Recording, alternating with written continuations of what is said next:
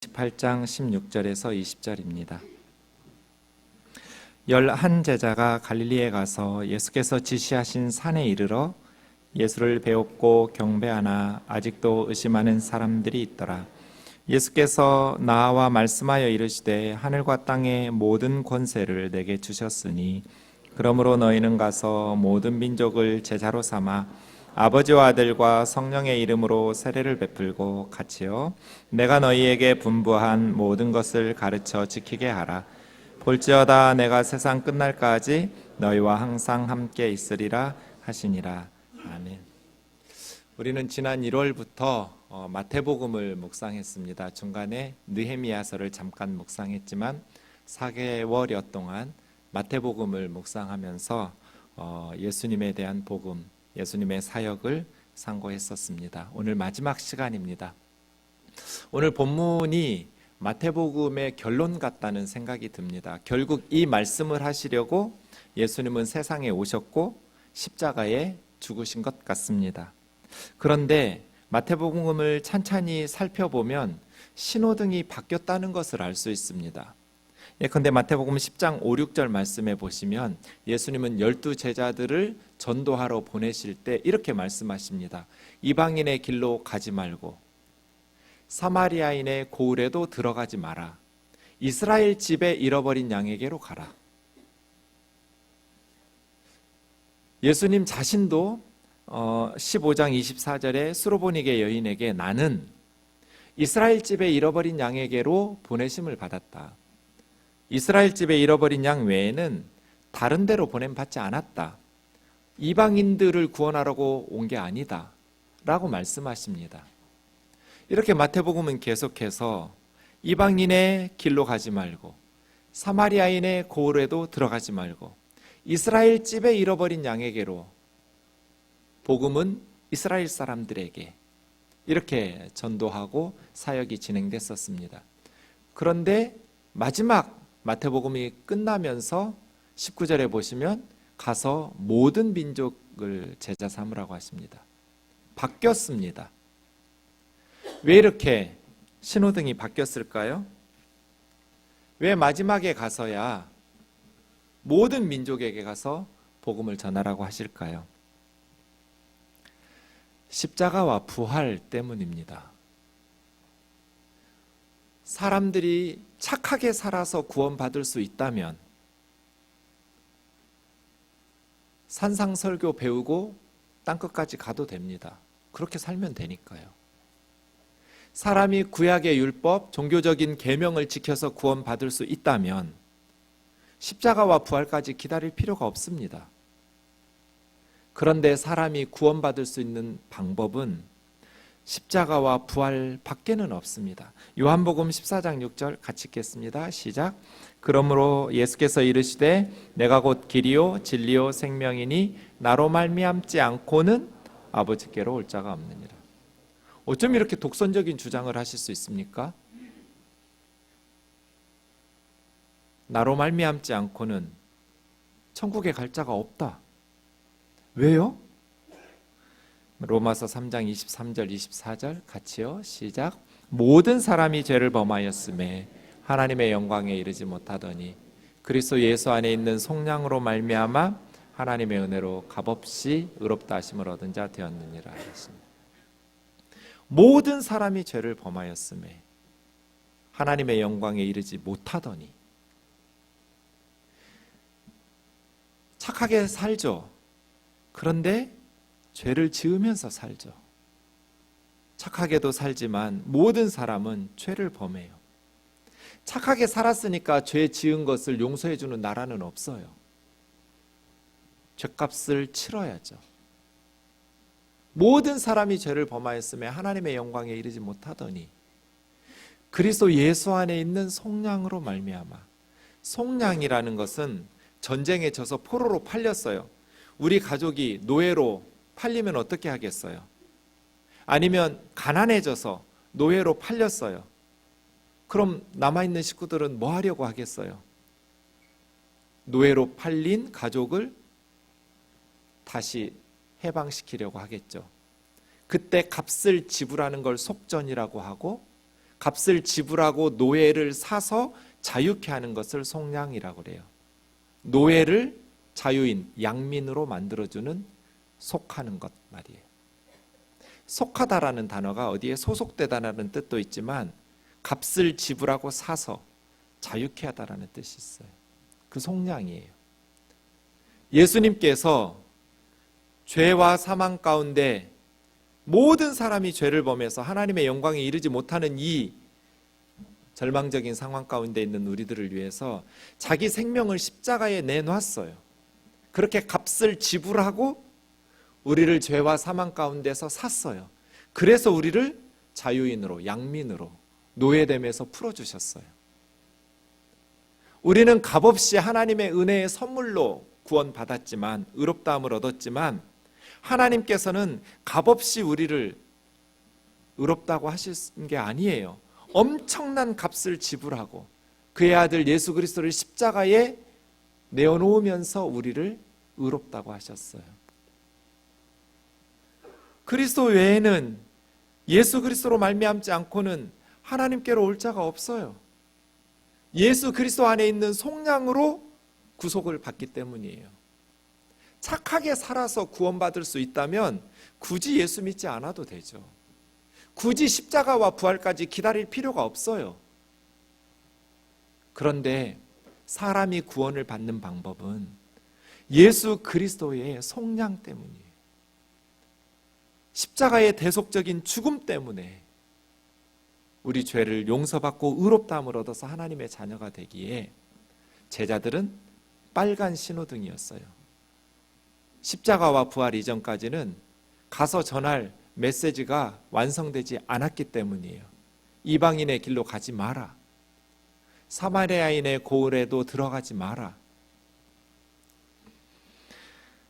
로마서 4장 25절 같이 읽겠습니다. 시작.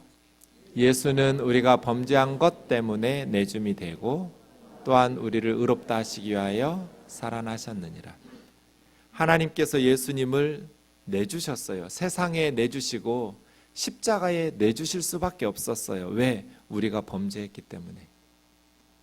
우리가 죄를 지었기 때문에 하나님은 독생자 예수 그리스도를 십자가에 내줬어요.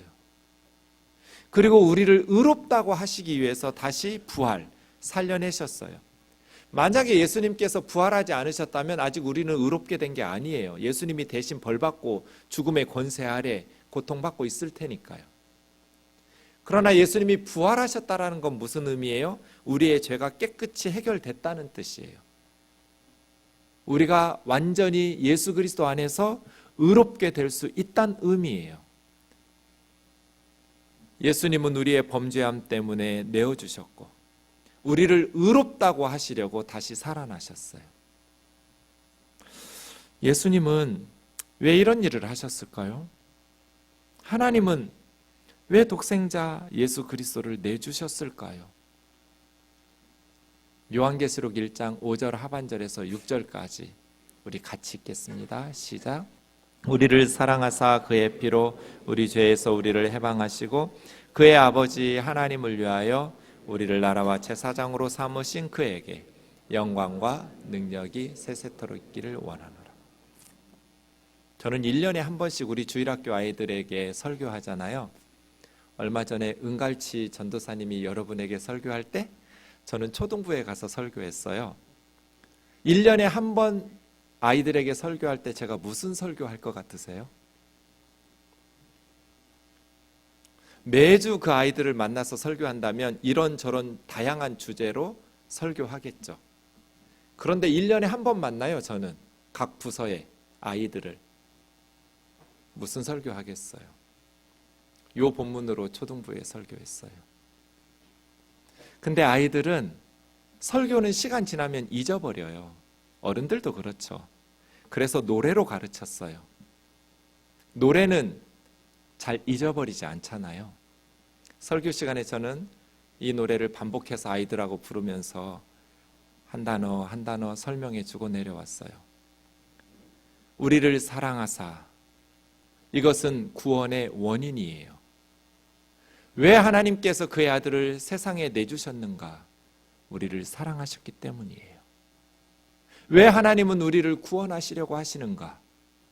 우리의 봉사나 헌금이나 이런 어떤 섬김이 필요해서가 아니에요. 하나님은 말씀 한마디로 온 우주를 창조하시는 분이에요. 우리가 도와드리지 않아도 하나님은 혼자서도 얼마든지 원하시는 일을 다 하실 수 있어요. 그러면 우리를 왜 구원하시는가? 사랑하셨기 때문이에요. 우리를 사랑하사. 그의 피로 이것은 구원의 방법이에요. 우리를 사랑하셔서 우리를 어떤 방법으로 구원하시는가? 십자가의 피. 우리가 죗값을 치러내야 될, 하나님 앞에 받아야 될 죄의 형벌을 예수님이 대신 받아주신 거예요. 그 구원의 결과가 우리를 죄에서 해방시켜 준 거예요. 구원의 원인, 우리를 사랑하신 사랑. 구원의 방법, 십자가의 피. 구원의 결과, 죄에서 우리를 해방케 하셨다. 근데 6절에 특이한 말을 했어요. 그의 아버지 하나님을 위하여. 제가 생각할 때는 구원받아야 될 사람들을 위하여 예수님이 십자가에 피 흘렸다고 할 것 같은데, 예수님은 아버지 하나님을 위해서 우리를 구원하셨대요. 이게 무슨 말일까요? 우리가 죄 가운데서 심판받고 멸망받는 것이 하나님 아버지에게는 너무나 큰 아픔이에요.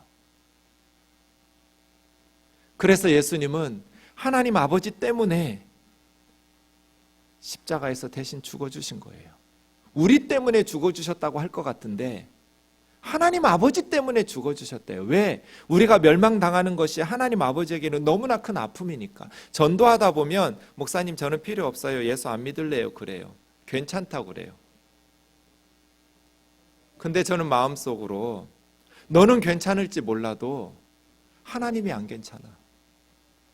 나도 그냥 너 같은 애 믿든지 말든지 내버려 두고 싶은데 하나님이 안 괜찮아.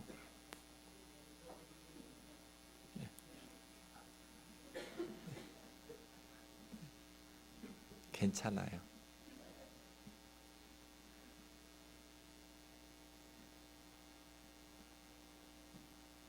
아버지가 안 괜찮아. 우리는 고집 피우다가 지옥에 가도 될지 모르겠지만 우리가 지옥에 가면 하나님 아버지가 안 괜찮아.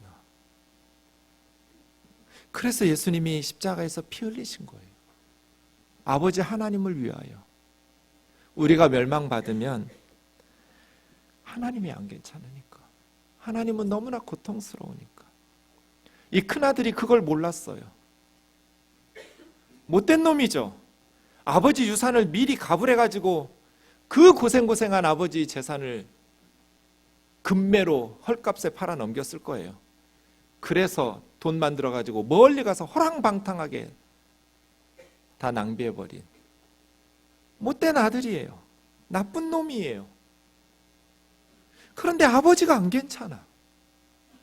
동구 밖에 날마다 가서 기다리는 거예요. 거짓골로 돌아오는데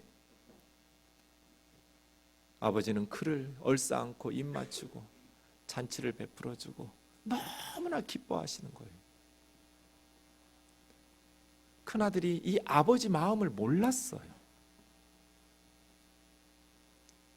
예수님께서 왜 십자가에 오르셨는가? 그의 아버지 하나님을 위하여 우리를 하나님의 나라 왕같은 제사장으로 삼아주셨어요. 모든 죄에서 우리를 해방시켜 주셨어요. 그 예수님께 영광과 능력이 세세토록 있기를. 얘들아, 하나님이 너희를 그렇게 사랑하신다. 착하고 공부 잘해서 사랑하시는 것 아니다. 죄에서 해방시켜 주신 것이다. 때로 너희가 착하게도 살지만 못된 짓 하고 죄 짓고도 사는데 그럼에도 불구하고 하나님은 우리를 너무너무 사랑하신다.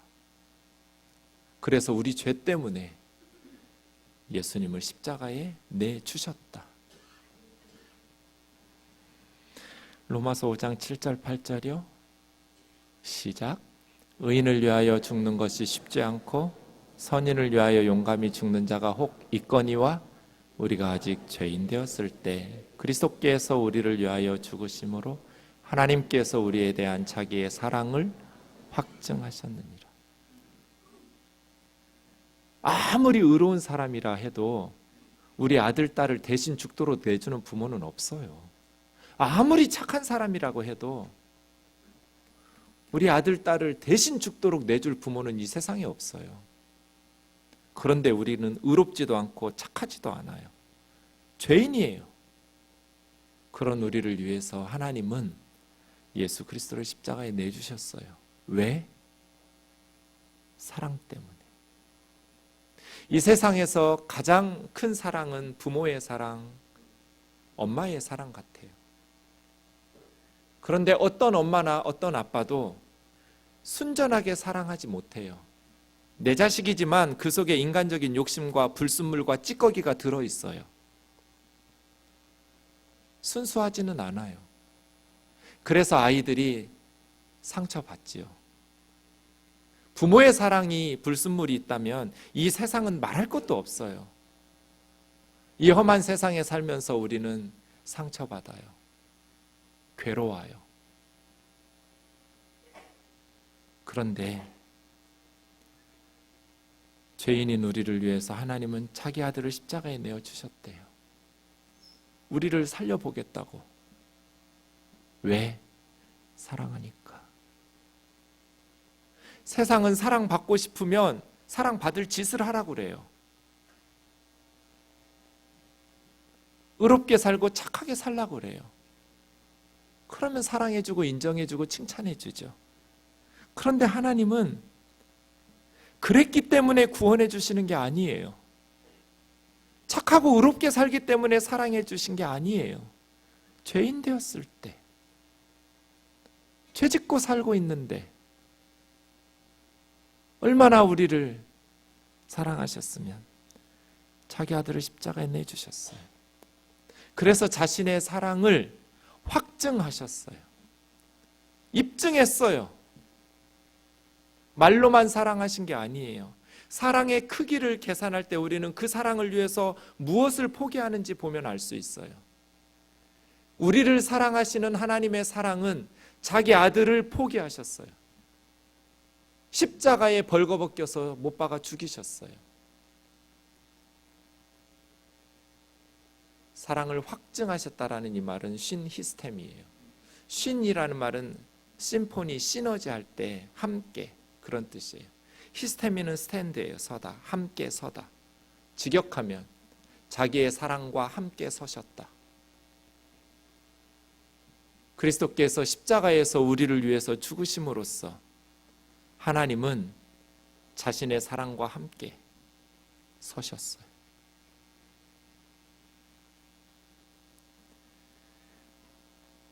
이제 복음이 완성됐어요. 십자가와 부활. 그래서 이제 주님께서는 마지막 명령을 제자들에게 남기시고 승천하셨어요.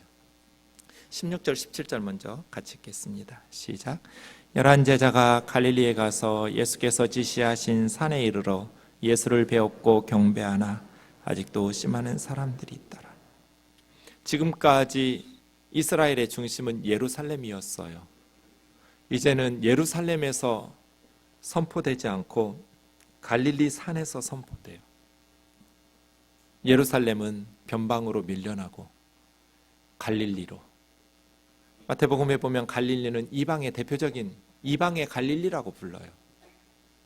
그런 갈릴리 산에서 예수님 제자들을 부르셨어요. 마태복음에 보면 산은 산상설교처럼 또 변화산처럼 하나님의 말씀이 선포되는 장소예요. 구약의 신의 산에서 십계명과 율법이 선포됐던 것처럼 이제 갈릴리의 산에서 예수님은 중요한 명령을 선포하고 계셔요. 산. 또 산은 기도하면서 하나님을 만나는 장소이기도 해요. 그 갈릴리 산에서 주님은 하나님의 메시지를 전하기 시작하셨어요. 메시지를 전하는 이 명령의 주체가 누군지 18절에서 말씀하고 있어요. 누가 명령하는가? 시작. 예수께서 하늘과 땅의 모든 권세를 내게 주셨으니. 누가 명령하시냐면 하늘과 땅의 모든 권세를 받은 예수님의 명령이에요. 마태복음은 유대인들에게 전한 기록된 복음서예요. 유대인들이 이 부분을 읽었다면 굉장히 마음이 힘들었을 거예요. 왜냐하면 하늘과 땅의 모든 권세는 하나님 한 분만 가지고 계시니까요. 저 예수가 누구길래 감히 하늘과 땅의 모든 권세를 자기가 가졌다고 하는가? 하나님이 언제 예수에게 하늘과 땅의 모든 권세를 주신 일이 있는가? 이것은 예수님이 그냥 말씀하시면 설득력이 없어요. 자기 혼자의 주장이니까요. 예수님의 말씀이 설득력 있으려면 구약의 말씀이 있어야 돼요. 하나님께서 하늘과 땅의 모든 권세를 예수님에게 주셨다는, 또 메시아에게 주신다는 예언이 있어야 돼요. 다니엘 7장 13절 14절을 보세요. 구약 다니엘서 7장 13절과 14절에 보면 다니엘 할아버지가 환상을 봐요. 70이 넘었을 때예요. 같이요. 시작. 인자 같은 이가 하늘 구름을 타고 와서 옛적부터 항상 계신 자에게 인도되매 그에게 권세와 영광과 나라를 주고 모든 백성과 나라들과 각 방하는 자로 그를 섬기게 하였으니 그 권세는 영원한 권세라 옮기지 아니할 것이요 그 나라는 패하지 아니할. 다니엘이 이 환상을 보고 번민하기 시작해요. 너무나 괴로워해요. 다니엘은 뼛속부터 유대인이에요. 바벨론에 끌려와서 살고 있지만 유대인이에요. 유대인인 다니엘은 다른 나라 우상들과 타협할 수 없는, 다른 나라의 모든 신들은 다 거짓이에요. 사람들이 지어내고 만들어낸 거예요. 오직 이 세상에 하나님은 한 분, 이스라엘의 하나님 여호와 한 분밖에. 그래서 온 땅의 사람들이 우상을 버리고 하나님께 나와서 하나님만 섬겨야 해요. 맞는다고 생각한 사람이에요. 유일신앙을 가지고 있었던 유대인 다니엘이 밤에 환상을 봤어요. 어떤 사람을 본 거예요. 인자 같은 사람의 아들이 하늘 구름을 타고 옛적부터 항상 계신 하나님 앞으로 인도됐어요. 다니엘서에서 보면 옛적부터 항상 계신 자는 하나님이에요. 7장 9절에도 보면 왕좌에 앉으신 분이거든요. 하늘 보좌에 앉으신 분. 그 하나님께 어떤 사람이 하늘 구름을 타고 인도돼요. 불기둥과 구름기둥은 하나님의 임재의 상징이에요. 구약에. 하늘 구름을 타고 신적 존재예요. 사람인데 하나님 앞에 인도되니까 하나님께서 그 인자에게 권세, 영광과 나라를 줬어요. 그런데 그 권세는 영원한 권세라서 다른 사람에게 옮겨지는 권세가 아니에요. 그 나라는 망하는 나라가 아니에요. 패하지 않는 영원한 나라. 다니엘이 번뇌했겠죠. 그 권세와 나라와 영광을 주었다라는 것은 모든 백성들, 나라들, 모든 방언, 언어로 그 인자를 섬기고 예배하고 경배하게 하는 권세예요. 온 나라 사람들, 모든 민족들, 모든 언어로 하나님 한 분만을 섬기고 예배해야 되는데 도대체 이 인자, 사람의 아들이 누구길래 하나님께서 이 사람에게 모든 나라 사람들이 그를 섬기고 예배하고 모든 백성들, 모든 방언, 언어로 그 사람을 섬기고 예배하게 만드냔 말이에요. 다니엘이 너무나 괴로웠어요. 이런 권세예요. 이런 영광과 나라예요. 잠깐 있다가 사라지는 권세와 영광도 아니에요. 영원한 권세예요. 하나님께서 주셨어요. 예수님은 언제나 자기 자신을 가리켜서 인자라고 말씀하셨어요. 메시아가 가라사대 하나님의 아들이 이르노니 이렇게 말씀하신 적이 한 번도 없어요. 사람들이 메시아라고 주는 그리스도시요 살아계신 하나님의 아들입니다라고 고백할 때 아니라고 하진 않으셨어요. 맞아, 바요나 시몬아 네가 복이 있도다. 이것을 알게 한 것은 하늘에 계신 아버지라고 칭찬하셨어요. 인정하셨어요. 하지만 자기 자신이 자신을 메시아라고 하나님의 아들이라고 적극적으로 말씀하시지 않았어요. 유대인들 듣는 사람들이 메시아에 대한 오해가 있었기 때문이에요. 그러면서 예수님께서 자기 호칭으로 택하신 것은 인자였어요. 인자가 이르노니 인자가 가라사대. 근데 항상 그 앞에 정관사 호가 있어요. 그예요. 그 사람의 아들. 예수님은 구약에 말씀하셨던 한 예언을 가리키면서 사람의 아들, 바로 다니엘 7장 13절 14절의 인자예요. 내가 바로 그 사람의 아들이다. 그런데 그 사람의 아들에게 옛적부터 항상 계신 하나님이 권세를 줘요.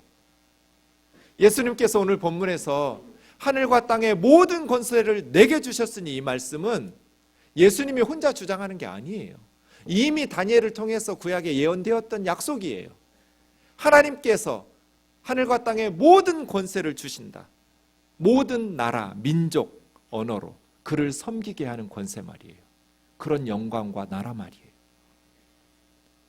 오늘 우리가 본문에서 묵상하는 이 명령의 내용은 하늘과 땅의 모든 권세를 가지신 분의 명령이에요. 그래서 우리는 흘려들을 수 없어요.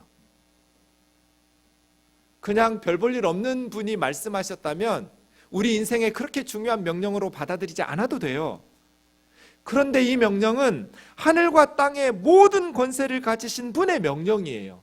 그래서 이 명령을 내 인생에 소홀하게 취급하면 큰일 나는 거예요. 매우 중요하게 우리 삶과 신앙에 받아들여야 될 분의 명령이에요. 그래서 저와 여러분의 인생에 중요하게 취급돼야 될 내용이에요. 그 하늘과 땅의 권세를 가지신 주님의 명령의 내용은 19절과 20절 상반절까지 되어 있어요. 같이요. 시작. 그러므로 너희는 가서 모든 족속으로 제자를 삼아 아버지와 아들과 성령의 이름으로 세례를 주고 내가 너희에게 분부한 모든 것을 가르쳐 지키게 하라. 좀 정리해 보면 모든 족속에게 가서 제자 삼으라는 거예요. 가서 모든 민족으로 제자를 삼아라. 그런데 어떻게 제자를 삼으라고 구체적으로 말씀하셨냐면, 제자 삼는다는 것이 무엇이냐? 세례를 주는 것, 그리고 주님께서 분부하신 모든 것을 지키도록 가르치는 것. 한글 성경 번역이 조금 매끄럽지 못한데요, 원문을 직역하면 내가 너희에게 분부한 모든 것을 지킬 수 있도록 가르쳐라예요. 그러니까 세례는 누구에게 줘요? 예수 믿는 사람들에게 주죠. 가끔 군대 가서 예수 믿지도 않으면서 초코파이 때문에 세례받고 오는 애들이 있는데요, 아무 의미도 없어요. 믿음이 없이 받는 세례는 의미가 없어요. 세례는 예수님을 영접한 사람들에게, 예수 그리스도를 믿는 사람들에게 베풀어요. 그러니까 세례를 베푼다라는 것은 그 앞에 전제되어 있어요. 복음을 전한다는 것. 예수 그리스도의 복음을 전한 거예요. 그리고 그 예수 그리스도의 복음을 받아들이고 믿고 영접한 사람들에게 세례를 베풀죠. 이 사람 하나님의 백성이라고, 예수와 함께 죽었고 예수와 함께 다시 부활했다고, 물속에 잠겼다가 올라오면서 죽고 다시 살아나고 예수 그리스도의 십자가와 부활에 연합된 하나님의 자녀라고 선포하는 게 세례예요. 그러니까 세례를 베풀고 내가 너에게 분부한 모든 것을 지키도록 가르치라는 것은 전도와 양육이에요. 이것이 제자 삼는 거예요. 하늘과 땅의 모든 권세를 가지신 주님께서 우리에게 주신 명령은 모든 민족, 모든 언어, 나라, 백성들을 예수님의 제자로 삼아야 된다. 어떻게? 복음을 전하고, 그래서 영접하면 세례를 베풀고, 세례를 받고 끝이 아니라 예수님의 모든 교훈을 지키면서 살아갈 수 있도록 가르치고 양육하고, 이것이 제자 삼는 거잖아요. 그런데 이 말씀을 누구에게 하셨을까요? 모든 민족에게 가는, 외국에 나가서 복음을 전하는 선교사들에게, 그리고 세례를 주는 목회자들에게, 오늘 16절에 보면 11명의 제자들이 산 위로 올라가서 이 명령을 받았으니 사도들에게 아니에요. 사도들은 자기들에게만 주신 특권과 사명이라고 해석하지 않았어요. 이 말씀을 모든 그리스도인들에게 세례를 베풀고 예수님의 말씀을 가르치며 양육할 수 있도록 제사 삼는 사역을 모든 그리스도인들에게 주셨다고 말씀하셨어요. 그렇게 받아들였어요. 우리 교단 헌법에는 세례는 어떠한 형편을 물론하고 평신도가 베풀 수 없고 반드시 하나님의 사역자로 부르심을 받은 그리스도의 목사가 베푼다, 이렇게 되어 있어요. 틀렸어요. 그러면 이 지상명령은 목사들만 순종할 수 있어요. 어떠한 형편을 물론하고 평신도가 베풀 수 없으니까. 사도행전에 보면 이디오피아 내시를 빌립 집사가 세례를 베풀었어요. 더 중요한 구절이 있어요. 사도행전 10장에 이방 로마 백부장 고넬료의 집 사건이 나와요. 10장 23절에 보시면 베드로 혼자 고넬료 집에 간 게 아니에요. 함께 간 형제들이 있었어요. 평신도들이에요. 시몬 베드로와 함께 평신도들이 고넬료 집에 함께 갔어요. 고넬료의 집에 가서 베드로가 하나님의 말씀, 예수 그리스도의 복음을 전했더니 고넬료 집에 모인 사람들에게 성령이 임했어요. 자신들이 받았던 것과 똑같은 성령의 역사들이 나타났어요. 그래서 47절 48절에 물로 세례를 주는 것을 누가 금할 수 있을까 하면서 48절 주목해 보세요. 명하여, 누구에게 명령했어요? 베드로가 함께 갔던 형제들에게, 함께 갔던 형제들에게 명하여 예수 그리스도의 이름으로 세례를 주라고 시켰어요. 고넬료 집에 몇 명이나 모였을까요? 사람들이 뭐 수백 명, 수천 명 모였을까요? 아니요. 그 집에 몇 명이나 모이겠어요? 자기 혼자 해도 돼요. 충분해요. 1시간도 안 걸릴 거예요. 그런데 베드로 사도가 있었음에도 불구하고 베드로가 세례를 베풀지 않았어요. 함께 갔던 형제들이 베풀었어요. 베드로 사도는, 초대교회는 모든 민족에게 가서 복음을 전하고 세례를 베풀고 예수님의 교훈을 지키도록 가르치는 이 사역을 사도들만의 사역으로 해석하지 않았어요. 모든 그리스도인들이 이 지상명령에 순종하고 성취하고 이루어가야 된다라고 해석하고 가르쳤죠. 그러니 모든 성도들이 예수님의 이 명령을 중요하게 받아들여야 되는 거죠. 외국에 나간 선교사님들만 선교사가 아니에요. 지난 주일에 우리 2기 샌더스쿨 보내는 선교사 학교가 수료했어요. 2기 샌더스쿨 할 때 6번의 강의가 있는데요. 첫 번째 강의에 오신 이정석 선교사님 뭐라고 말씀하셨냐면, 여러분 군인들을 생각해 보십시오. 군대에는 전투에 참여하는 전투병과 군인들도 있지만 전투에 투입되지 않고 지원하는 비전투병과 군인들도 있습니다. 행정병, 취사병. 그런데 자기는 전쟁에 나가지 않는다고 해서 나는 행정을 보고 취사병을 하고 음식을 만들어서 먹이고 이런 일을 하고 있기 때문에 자기 자신을 군인이 아니라고 생각하는 군인은 없어요. 사복 입고 다니고 머리 기르고 다니는 그런 행정병은 없단 말이에요. 전투에 투입하는 군인들도 군인이지만 그 군인들을 지원하고 함께 팀워크를 이루어서 전쟁의 승리를 위해서 훈련하는 행정병이나 취사병이나 다른 비전투병과 군인들도 자기 자신을 군인으로 인식하고 훈련해요. 선교도 마찬가지입니다. 외국에 나가는 선교사들만 선교사가 아닙니다. 행정병도 취사병도 나는 군인이라고 자기 자신을 군복 입고 다니듯 보내는 선교사인 샌더들인 우리들도 선교사입니다. 그래서 예수님의 지상명령을 성취하기 위해서 최선을 다해야 됩니다. 우리가 기도해주고 선교사들을 격려해주고 물질로 필요들을 공급해줘야 외국에 나가 있는 선교사들이 전투에서 승리할 수가 있습니다. 아멘이죠? 주님의 지상명령은 모든 그리스도인들에게 주신 명령이에요. 소수의 그리스도인들에게만, 목회자들이나 선교사들에게만 주신 명령이 아니에요. 이건 예수님의 유언적 명령이에요. 마지막 명령이에요. 마태복음의 결론이에요. 이 결론을 우리가 소홀히 여긴다면 우리의 신앙은 제대로 된 신앙이라고 말할 수가 없어요.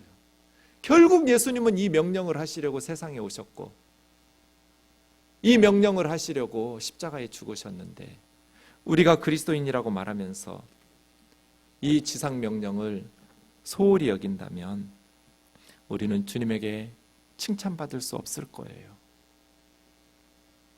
두 가지를 기억해야 돼요. 우리는 복음을 전해야 된다. 그래서 예수님을 영접하도록 하고 세례를 베풀어야 된다. 그리고 주님의 교훈의 말씀을 배워야 된다. 예수님의 가르치심을 배워서 양육하고 가르쳐야 된다. 주께서 분부하신 모든 것을 가르쳐 지켜갈 수 있도록 가르쳐야 돼요.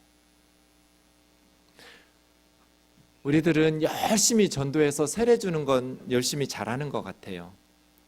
그런데 성도님들이 자신들의 사명을 예수님의 모든 교훈을 지키도록 가르치는 양육자의 사명을 잘 감당하지 못해요. 인식하지를 않아요. 전도해요. 그리고 양육은 내 일이 아닌 것처럼 생각해요. 그렇지 않아요. 지키도록 가르쳐야 돼요. 교회가 거기에 집중하지 않으면 교회 나오는 사람, 세례 받는 사람은 많아지는데 세상 속에서 예수님의 제자답게 사는 삶이 없기 때문에 안 믿는 사람들에게 교회가 손가락질을 받고 욕을 먹게 돼 있어요. 예수님께서 우리에게 살라고 말씀하시는 것이 무엇인지 배운 적이 없으니까, 예수님께서 분부하신 예수님의 가르치심과 교훈을 훈련하지 않으니까, 양육이 부족하니까 예수 믿은 지는 오래됐는데 세상 속에서 예수님의 제자답게 살지를 못하는 거예요. 그러다 보니 한국 교회가 위기에 봉착했어요. 안 믿는 사람들에게 손가락질 받기 시작하니까 더 이상 교회가 사람들에게 매력이 없어요. 가르쳐 지키게 하라.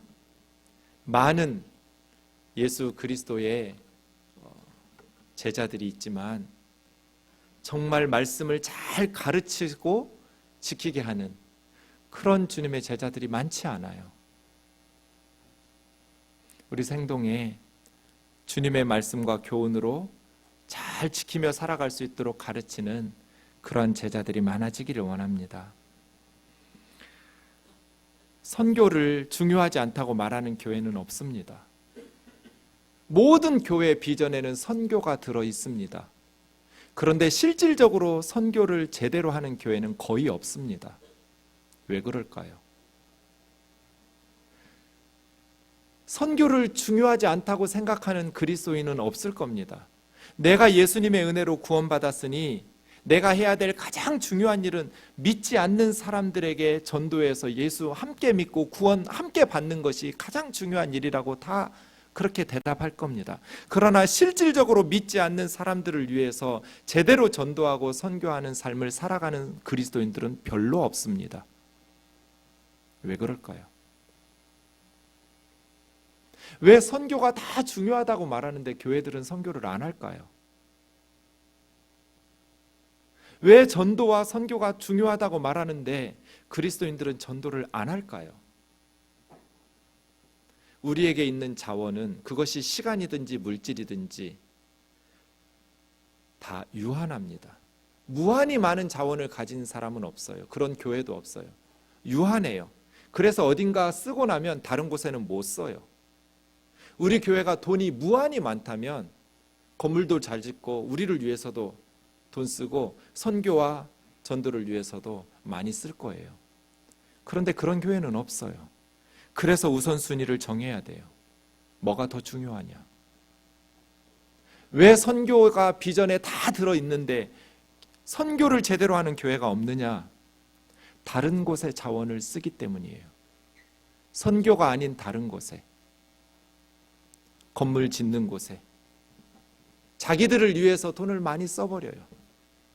그래서 복음을 듣지 못한 그들에게 선교하는 선교사들을 후원할 돈이 없어요. 선교가 중요하다고 다 말하는데 돈이 없어요, 교회들이. 정확하게 말하면 선교에 쓸 돈이 없어요. 자기 자신들을 위해서 다 쓰기 때문이에요. 하나님께서 좋은 예배당에서 예배드리면 더 그 예배를 좋아하시고, 아주 낡은 공간에서 형편없는 후진대에서 예배드리면 그 예배는 무시하시나요? 그렇지 않아요. 하나님에게는 아무 의미가 없어요. 이 산에서도 말고 저 산에서도 말고. 하나님께서 찾으시는 예배자는 신령과 진정으로 예배드리는 거예요. 그 예배드리는 자의 자세가 중요하지 장소나 건물은 하나도 중요하지 않아요.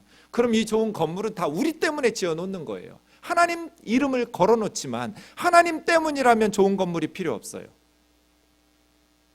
우리 때문에 지어놓고 하나님 때문에 지었다고 거짓말하는 거예요.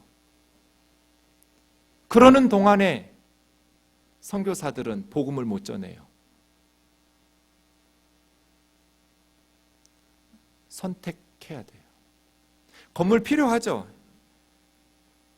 우리가 월세가 너무나 올라가고 건물주에게 월세 주는 것보다 우리 두 교회가 통합해서 은행에다가 이자 내는 게 훨씬 200만 원 이상 저렴해요. 그래서 통합했어요. 좋은 건물이 있어야 하나님 기뻐하신다는 생각은 해본 적도 없어요. 교회는 죽어가는 영혼들을 위해서 돈을 써야 돼요. 그런데 너무나 많은 우리의 기도가 다 믿는 사람들을 위해서만 사용돼요. 안 믿는 사람들을 위해서 우리 기도가 사용돼야 되는데 우리의 시간이 교회 같이 다니는 사람들하고 만나고 모임하고 교제하느라고 사용돼요. 믿지 않는 사람들에게 전도하기 위해서 사용되는 시간이 없어요. 우리의 돈이 다 이미 놔둬도 천국 갈 우리들을 위해서 사용돼요. 놔두면 지옥에 갈 사람들을 위해서 사용되지를 않아요. 그래서 선교가 다 중요하다고 말하는데, 안 믿는 사람들을 전도하는 것이 중요하다고 다 인정하는데 실질적으로 선교와 전도를 제대로 하는 교회는 없어요. 거의 없어요. 이것을 우리는 회개해야 돼요. 주님의 지상 명령을, 하늘과 땅의 모든 권세를 가지신 예수님의 말씀을 순종하는 교회가 되려면 우리를 위한 돈을 아끼고, 우리를 위한 기도를 아끼고, 우리를 위한 시간을 아껴서 믿지 않는 사람들을 위해서 사용해야 돼요. 지금 70억 인구 중에 예수님의 복음을 한 번도 듣지 못하고 죽는 사람이 20억 명이에요. 예수의 예자도 들어보지 못하고 살다가 죽어요. 예수님의 복음을 들어야 믿죠. 믿어야 구원을 받죠. 그런데 우리가 전해주지를 않아요. 그래서 지금도 이 예수님의 지상 명령은 우리들에게서 무시당하고 있어요. 죄는 두 종류가 있어요. 하지 말아야 되는데 행하는 죄. 그러나 해야 되는데 하지 않는 죄도 있어요. 병들고 늙은 부모를 자식이 모른 척하면, 효도하지 않으면 죄 아닌가요? 죄죠. 해야 되는데 하지 않는 것도 죄예요. 우리가 복음을 전해주지 않으면 죽어요. 칼로 사람을 죽이면 육신을 죽여요. 그러나 복음을 전해주지 않으면 영원히 죽여요. 어떤 죄가 더 클까요? 영원히 죽이는 죄는 결코 작지 않아요. 우리가 사람을 죽이는 살인죄는 큰 죄라고 생각하면서 복음을 전하지 않은 죄에 대해서는 무감각하다면 뭔가 잘못이 있잖아요. 아버지 하나님의 마음을 안다면, 여러분은 어쩐지 모르시겠지만 저는 쳐다보기도 싫은 사람들이 있어요. 아예 떠올리기도 싫은 사람들, 너무나 악하게 사는 사람들, 우리 교회 식구들을 고통스럽게 하는 죄인들, 진짜 악한 권력자들, 기도해주기도 싫고 떠올리기도 싫어요. 죽었으면 좋겠어요. 우리 교회 식구들을 너무나 고통스럽게 하니까, 너무나 아프게 하니까, 너무나 뻔뻔하게 거짓말하고 연약한 사람들을 억압하고 착취해서 가정들을 고통에 빠뜨리는 사람들, 거짓말하는 목사들, 타락하고 부패한, 떠올리기도 싫어요. 그런데 하나님 아버지 때문에 그럴 수가 없어요. 입에다가 모래를 집어넣고 기도하는 것 같아요. 하나님께서 그들이 그 죄 가운데서 예수 모르고 지옥에 가는 걸 아파하시니까, 하나님은 그들이 그런 죄에서 회개하고 돌이켜서 구원받기를 원하실 테니까, 자신의 잘못을 뉘우치고 새 사람 되어 사는 것을 하나님이 원하실 테니까, 우리는 모든 사람을 위해서 하나님 아버지의 마음을 품고 기도하고 전도하는 일에 힘써야 돼요.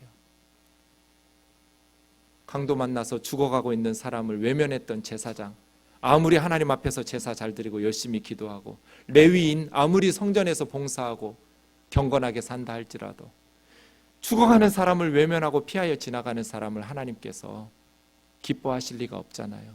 우리가 아무리 제사장처럼 하나님 앞에 열심히 예배하고 레위인처럼 하나님의 성전에서 봉사하고 섬긴다 할지라도 죽어가는 영혼들을 외면한다면, 행해야 될 일들을 하지 않는다면 하나님은 죄 없다고 하지 않으실 거예요. 이 세상에 우리가 기도하지 않아도 되는 사람은 없어요. 죄인들을 위해서 가슴 아파하시는 그 하나님의 마음을 품고 전도인의 사명을 다하기를 원합니다. 다른 일은 안 해도 돼요. 국가에서 잘해요. 요즘은 병원도 있어요. NGO 단체도 있어요. 그런데 국가는 복음을 전하지는 않아요. 병원과 NGO 단체는 복음을 전하지는 않아요. 교회만 전해요. 예수 그리스도의 복음은. 그래서 우리는 이 복음을 전해야 돼요.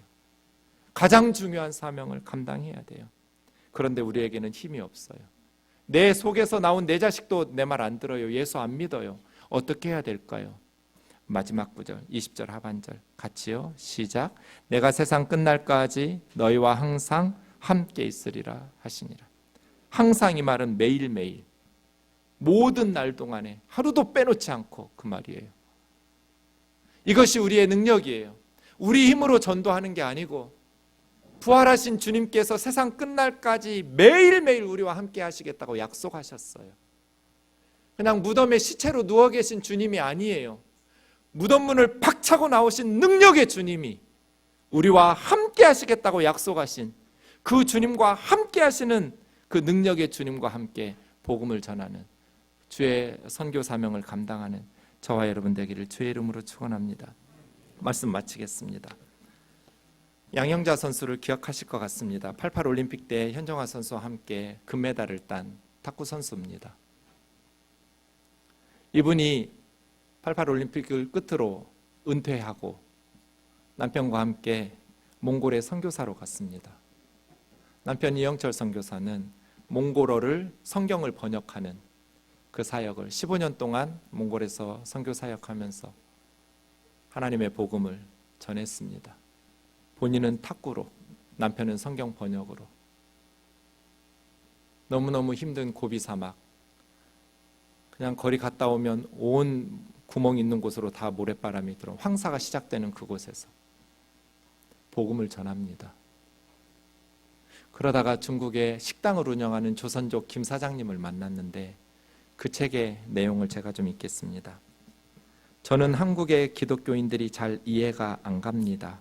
인터넷도 잘 돼 있고 훌륭한 목사님들도 많아서 그저 버튼 하나만 누르면 얼마든지 좋은 설교 말씀을 다 들을 수 있고 신앙생활도 아무런 구속도 당하지 않고 자유로운 환경에서 얼마든지 마음껏 할 수 있는데 왜 그렇게도 좋은 하나님을 전도하지 않습니까?